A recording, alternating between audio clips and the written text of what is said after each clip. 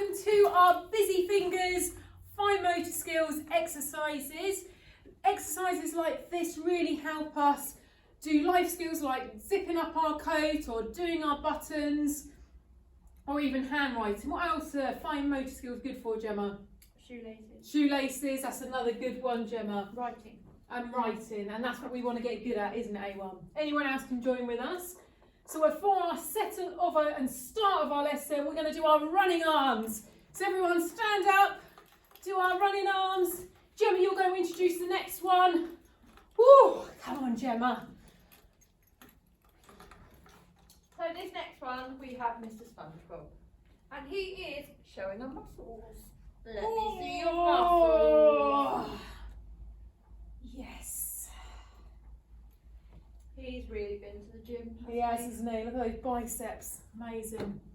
Right, hold smash. We're going to start with our hands up here and we're going to bring it down. Make sure you don't hit anything like your tables though. And we're going to hold smash. Maybe you could do your scary, angry faces as well. Let me see it, Gem. That's it. We're going to have such strong arms after this. Gemma, this one's yours. An anger squeeze. An anger squeeze. So, you need your Anger. Oh, Let's get our anger squeeze. Oh, really good for our fingers as well, this one. Yes, brilliant. So our little warm up. Right, crocodile chomps. 2 fingers and our thumb.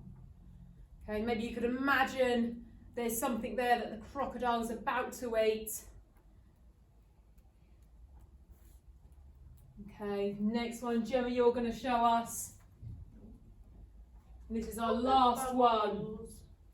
So pop the bubbles. So you need your hand up, and we're just going to use each finger and just go along each one and touch our thumb. Brilliant. What if we're feeling really clever? Could we do both hands at the same Do time? both hands at the same time, or if it's easier, go from one hand to the next. But if you're really clever, you can do both hands. I'm feeling clever. See how many bubbles you can pop. If you're really confident, you can go a bit faster. Yeah, like that one. Okay, so that's for our settle and start part of the lesson, and for our main aim and achieve, because we are going to achieve, guys, is we're going to show you some things that you can do at home. So if you have maybe a peg, or you would put your clothes up on the washing line, or if you have tweezers, maybe mum or an adult at home maybe plucks their eyebrows, or you've got some in your medicine cupboard, you could use that. I'm going to do it with buttons and just show you there. I'm going to get 2 different tubs and I'm just going to pick them up and put them in the other one. We have Let's a see race. how many. Shall we have a race? Ready? Okay, let's start again then. Let's start again. Right, count us in. We've got. How long are we doing this for? We'll just randomly say stop, I think. If you're at home, if you want to have a race with somebody, maybe you could time it officially. But 3, 2, 1, go. One at a time though, Gemma, you can't do more than one. I'm not. Oh, and a slippery one. Oh, this is harder than you think. It is. Those little ones are quite tricky as well, aren't they? Don't worry if you can't do it as fast as us. Practice does make perfect. And stop, Gemma. Okay, now for our tricky challenge. Are you up for it? You've got to try now to see if you can get more than one at one time. See how many you can get. Oh, okay. Are we gonna? Yeah, let's go. Turn them on. Look at those. I've got Little little ones ones there. there. Tricky, isn't it? Tricky. Okay, see how many different kind of games that you can make at home, and let me know. Maybe me and Gemma can have a go. Very tricky. Very tricky indeed. I've made it. But this will help my handwriting, Gemma. Look at that. Very clever. What other kind of things could you do this with, Gemma, do you think? Pom-poms. Pom-poms, yeah. You could do it maybe. Even tiny balls of scrunched up paper. Yeah. Or tin foil. Cotton wool. Yes, fantastic. Or you could maybe even see if you've got any raisins or little currants in the cupboard that you could do it with. Or peas. If Peas. Mum doesn't mind you having a few peas. Hopefully they in the don't turn freezer. into mushy peas, Gem. Boom, boom. Right, so we're going to count. Count in your head though, Jen. Okay. Count in your head. 1,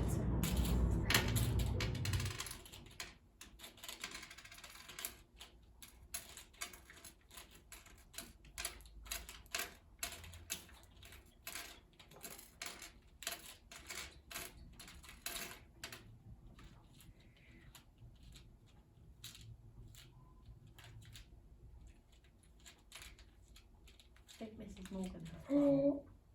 54. 35. 1 for Mrs. Morgan. But I did only have 43 buttons in the first place. Ah, okay. Maybe you can win the next one. So, next one, you will need a piece of paper or a piece of card. You will need some type of marker and a pair of scissors. Now, if you're feeling, do you know what, I need a lot more practice, I'm just going to draw a straight line. And all you're going to do is just cut along that straight line. You can do it slowly. Make sure you ask your adults if you can use the scissors as well. Look at that, that's not bad, is it? And if you're feeling super clever, maybe you could try cutting out a zigzag line or a wavy line. What other kind of things can you think of doing, Gemma? What things that we could cut out? Or you could do like boxes, squares. Yeah. I'll show you. So if you show them that one, that's my go. This is the challenge one. Looks like the top of a castle. That does look good. Let's see if we can make it look like a castle fort.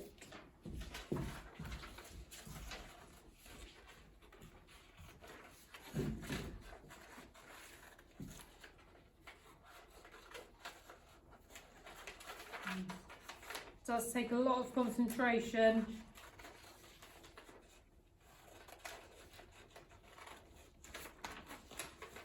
I bet you could use different colour pieces of paper, cut the shapes out and see what picture you can make out of it as well, Gemma, couldn't you? That'd be a good idea. If you use scissors, a really good one. And I know in Miss Mangilly's class you do lots of cutting and sticking, don't you? The shapes they've cut out, they could also try and pick up with their tweezers or pens. Oh, an extra Might be a challenge. bit difficult being paper, but I reckon they could do it.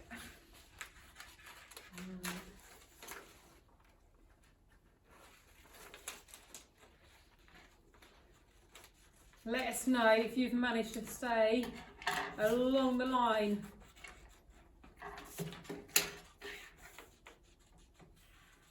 Look at that. Paper will be easier to cut than card. I quite like that, Gemma. You could kind of turn that into a dragon, couldn't you? I've turned mine into a castle. Are you? Wow. Since we're playing that game, Gem. Dragon in castle. Look at that.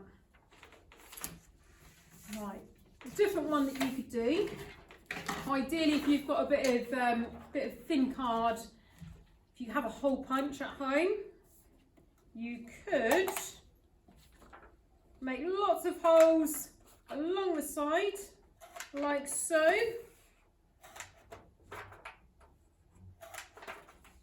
I don't have a hole punch, but I'm simply going to use some blue tack and a pencil. So you place blue tack on the table, put your paper over and poke it through. You can make a hole. Oh, good idea, Gemma. Have you got any ribbon, Gemma, for your threading? I don't have any, no. Let me just, you have that one. Thank you very much. At home, if you've got any thick string or if you've got some wool, you could use this for threading. Mr. Mussett, please disappear. And then we could just go in and out of these holes, couldn't we? If I use a darker colour, it will show up a bit better. Now you could follow them along the line of going in and out, or you could try and create kind of like a spider web and create a pattern. What are you going to do with yours, Gemma? I'm going to turn mine into a snake. Oh, that's very clever. The pattern will be its body. It doesn't have to be ribbon, like we say. Lots of different things you could use for threading.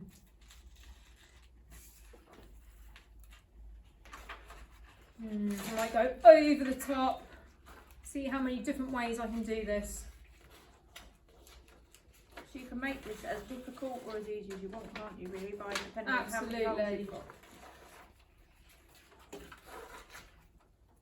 Quite enjoying this, Gemma. It's quite fun.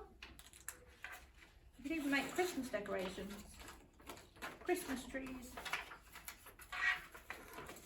You could, look at that, Gemma, if you made it like a shoe, do you know what, I'm going to do that. Because we do love a challenge task, don't we, Gemma? We do love a challenge. So if you had one in either side, like so, one I made earlier, I didn't make it earlier. Please a moment. Okay, you could practice tying your shoelaces. And making a little bow. Oh, where it's a little bit curvy and twisty, it's a little bit more tricky. If you've got different coloured string or wool at home as well, you could make different patterns. Fantastic. I might add some of the different colour in.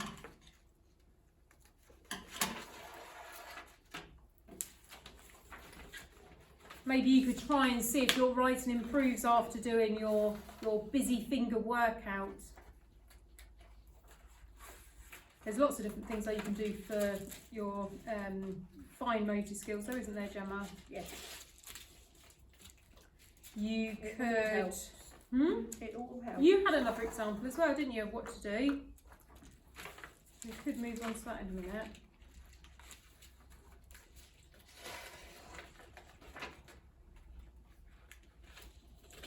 You know what, you could add a few buttons on. Yes, you could. Very inventive. Let's stick one of those on. I'm going to make mine snakes. Okay.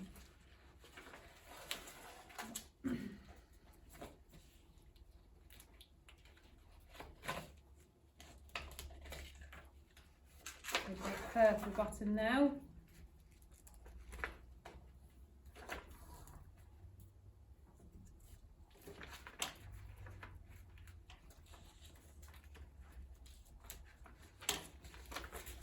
Look how fantastic that looks. Oh, It's quite cool, doesn't it? I love it.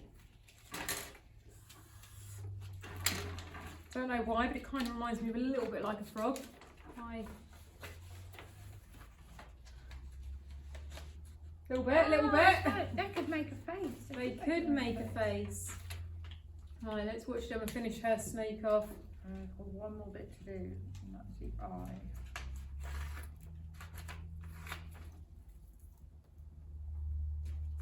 I'm just going to thread it through my button.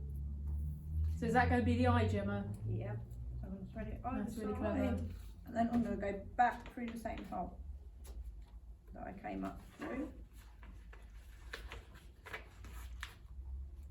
Need to move that straight out the way.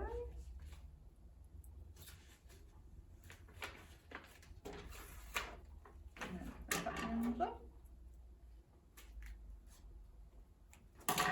Gemma, that's amazing. Really good. A1, if you can think, or any other classes, if you can think of a different way of using this threading, I mean, I did okay. I did practice tying my shoes and made some kind of happy face frog, but I think, Gemma, that's amazing. Let us know if you've done something slightly different or whether you've done either like Mrs. Morgan or Gemma with your threading. Gemma, you had one more to show us, didn't you, about the fine motor skills with beads and the pipe cleaner? Yes, yes. So you can make these as even as a present for somebody. So if you have a bit of pipe cleaner and some beads, so if you make like a little knot at the end, because you don't want everything to fall off. I guess you could use wool as well, couldn't you, if you didn't have a pipe cleaner? You could even use. Yeah. Would you like to have a go with your? I could try with a bit of ribbon, couldn't I? I might try and make Mrs. Cunnington a nice little bracelet. You might like that. Thank you. So I need to thread one and then tie a knot, you say, Gemma? Yeah, or make sure you have a knot at the end, because Okay. when you then put it on, you don't want it all to fall off at the bottom. That's a good point. You see, tied a knot in. Hope Mrs. Cunnington likes her bracelet. I think she'll love it. And then you just thread them on.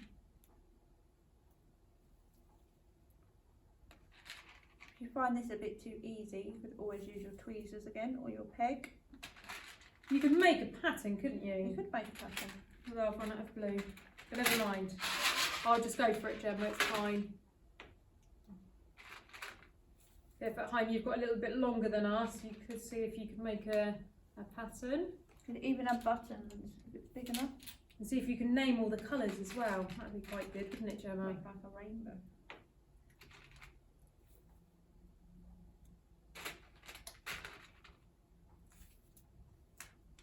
Just add more and more, and the more you do it, the more you'll get used to it.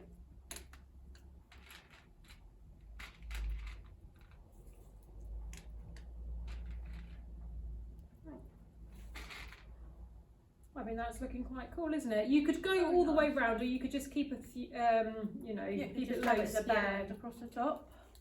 So I'm going to tie that up now. Just make sure you tie it off at the end as well, because you don't want all your beads to fall off. I'm going to give this one to my daughter. Oh yeah, that's a really nice idea, isn't it? You can make them as little presents for people. Yeah, quite like that, Gemma.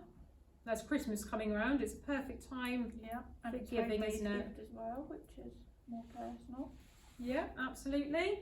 Okay, A1, and all of us, should I say, good luck with your busy fingers, making your hands really good for writing and making really cool things as well. Hope you enjoyed it. See you all soon. Bye-bye. Bye.